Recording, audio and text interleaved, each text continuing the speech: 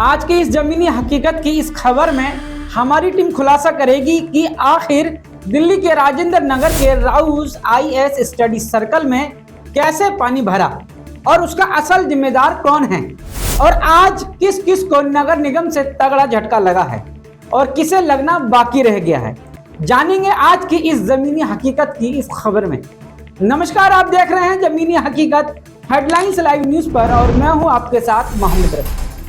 इस खबर की हर जमीनी हकीकत को अच्छे से समझते हैं कि आखिर क्यों हुआ ऐसा अविश्वसनीय हादसा और क्या रोका जा सकता था इस हादसे को या नहीं। इस जमीनी हकीकत को शुरू करते हैं राजेंद्र नगर विधानसभा के विधायक प्रत्याशी राजेश भाटिया से। राजेश भाटिया पिछले लगभग 15 दिनों से इलाके के आप पार्टी के विधायक दुर्गेश पाठक और इलाके की निगम पार्षदा आपकी आरती चावला को आगाह कर रहे थे नाले की सफाई और डिसिल्टिंग के लिए। तो इस पर दुर्गेश पाठक क्या कहते हैं और क्या वीडियो जारी करते हैं, आप भी सुने। नमस्कार साथियों, अभी हम लोग पांडव नगर हैं। सारे एमसीडी, पीडब्ल्यूडी, जल बोर्ड सारे ऑफिसर यहाँ पे हैं। सुबह मेरे बड़े भाई, मेरे बड़े अच्छे दोस्त और भारतीय जनता पार्टी के बड़े नेता हमारे राजेश भाटिया जी ने सुबह एक कंप्लेन मुझे फोन करके बताई थी कि यहाँ पे लीकेज है। यहाँ पे काम चल रहा था और अभी हम लोग आए हैं, यहाँ पे चेक किया है। तो इसमें एक टेम्परेरी सोल्यूशन कर रहे हैं और एक साथ ही साथ परमानेंट सोल्यूशन करने में 10 से 15 दिन लगेगा क्योंकि अंदर काफ़ी लीकेज है, तो उसको भी फिल करेंगे। मीनवाइल पानी निकलने के लिए ये सारा ठीक कर रहे हैं। मैं राजेश भाई का बहुत बहुत धन्यवाद करूंगा कि उन्होंने ये प्रॉब्लम हमारे नॉलेज में लाई और हम सब लोगों का एक ही मकसद है कि जितनी विधानसभा को दिल्ली की सबसे शानदार विधानसभा बनानी है, उसके लिए कोई भी साथी हो, चाहे वो भारतीय जनता पार्टी का हो, चाहे कांग्रेस पार्टी का हो, चाहे वो नॉर्मल सिटीजन हो, कहीं कोई समस्या है आप तुरंत फ़ोन करके मेरे नंबर पे व्हाट्सअप करें, मुझे फ़ोन करके ज़रूर बताएं। मेरी कोशिश होगी वो सारी समस्याएं दूर करने के लिए। मैं राजेश भाई का बहुत बहुत धन्यवाद करूंगा। ये वीडियो लगभग 23 जुलाई 2024 का है। आपने सुना कि दुर्गेश पाठक ने राजेश भाटिया की शिकायत पर जाकर मौके पर जायजा लिया, तो शिकायत में कितना दम था, जिसकी गवाही खुद दुर्गेश पाठक भी दे रहे हैं और साथ में राजेश भाटिया का धन्यवाद भी कर रहे हैं। चलो ये सब ठीक है, अब सवाल ये खड़ा होता है कि शिकायत मिली और उस पर एक्शन भी क्या गया, उसके बावजूद भी राजेंद्र नगर कैसे डूब गया। अब इसकी भी जमीनी हकीकत को भी खंगालते हैं। असल में शिकायत मिलने के बाद उस शिकायत का सिर्फ जायजा लिया गया था, उस पर जो काम होना था वो नहीं हुआ। अब मैं आपको उसी जगह की एक और वीडियो दिखाता हूं और उसके बाद आपको राजेश भाटिया को भी सुनाता हूं।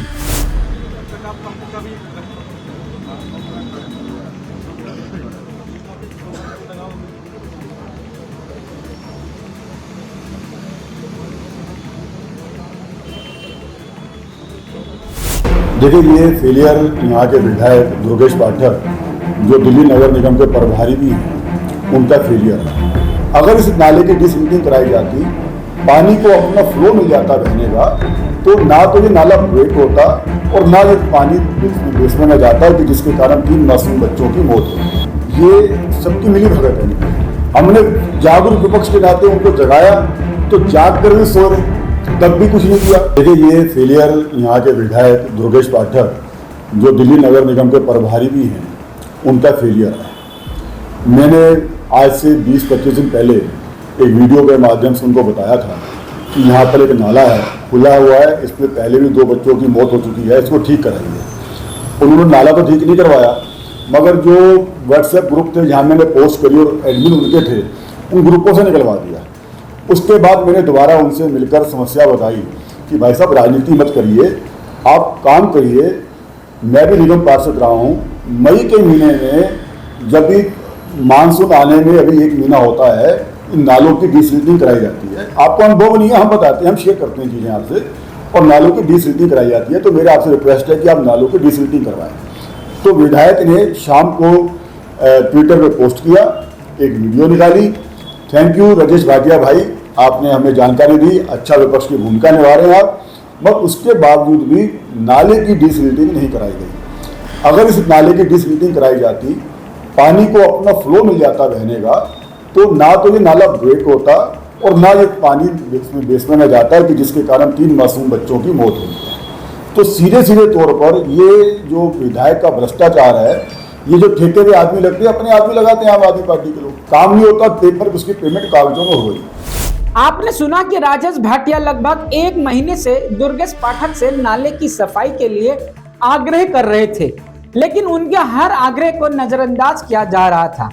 लेकिन 23 जुलाई को राजेश भाटिया के आग्रह पर दुर्गेश पाठक मौके पर जायजा लेने गए, लेकिन कितना काम हुआ उस जगह पर यह हमें 3 छात्रों की दर्दनाक बेमौत से मालूम चलता है।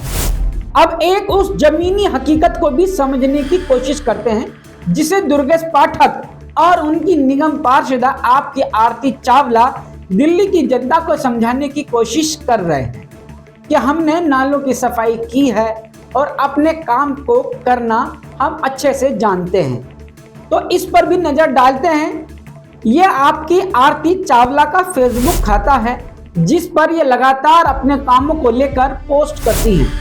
ये पोस्ट 26 जुलाई की है, जिसमें लिखती हैं, न्यू राजेंद्र नगर में बरसाती नाले की सफाई के कार्यों का मौके पर जाकर निरीक्षण किया गया, साथ ही कर्मचारियों का हौसला बढ़ाया।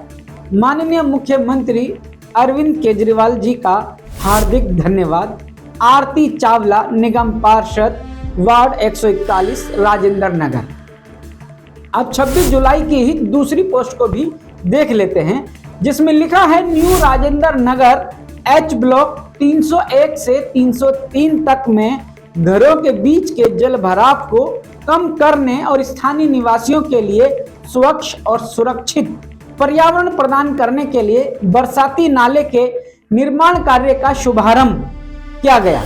इस अवसर पर विधायक श्री दुर्गेश पाठक उपस्थित थे।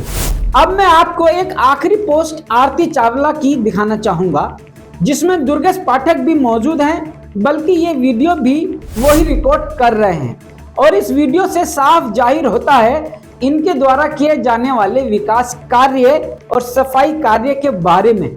और ये वीडियो इसलिए भी अहम है क्योंकि राउस आईएएस स्टडी सर्कल, जिसके बेसमेंट में पानी भर गया था, वो इसी बड़ा बाजार मार्ग पर है। पहले आप भी वीडियो देखें।